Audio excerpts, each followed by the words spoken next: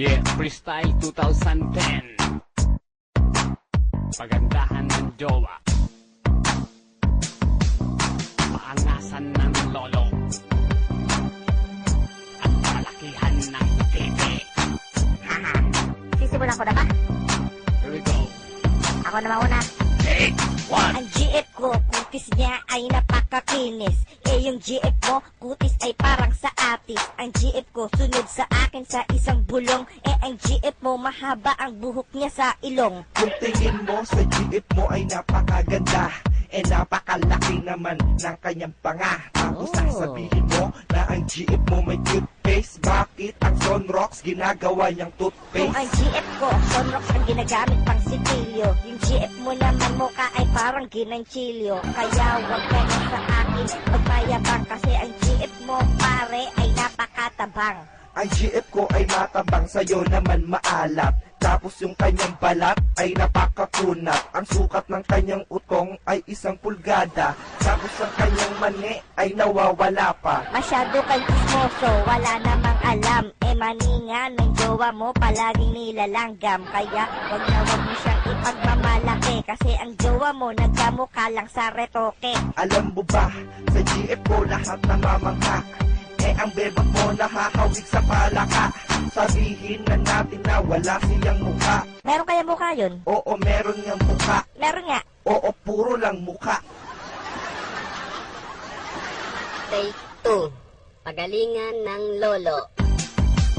Pagalingan lang ng lolo, panis ka sa akin. Dahil ang lolo ko, malaki ang utin.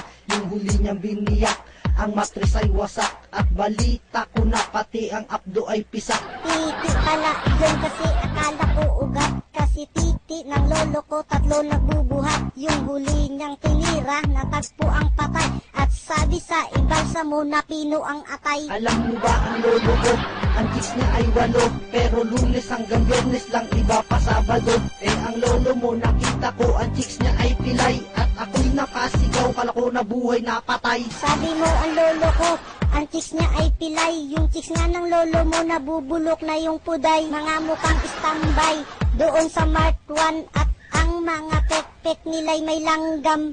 Yung lolo ko, malakas pa magbuhat. Ang lolo mo parang ugat ng duhat. Para siyang may TV, angat na ang balikat. At kala mo pagong nasa likod may buhat. Sinong pagong? Yung lolo mo nasargo ang ilong. Nakadtad ng galis at sa itlog may kurikong. Umugi lang ata iyan ng konti sa leon, pero wala pa rin pinag-iba, hawig siya nilikong. Take 3. Patigasan ng titi.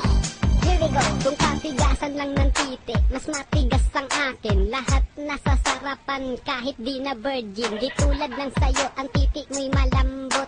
Malambot, malambot, pati ang betlog. Paano mo naman nasabi na ang titi ko'y malambot? Baka kapag nakita mo to, ang puwet mo ay matakot. Ang titi ko'y tigatin, laging nakatayo. At tuwid na tuwid, di gaya ng sayo liko. At tuwid na tuwid daw ang titi ni Kungas.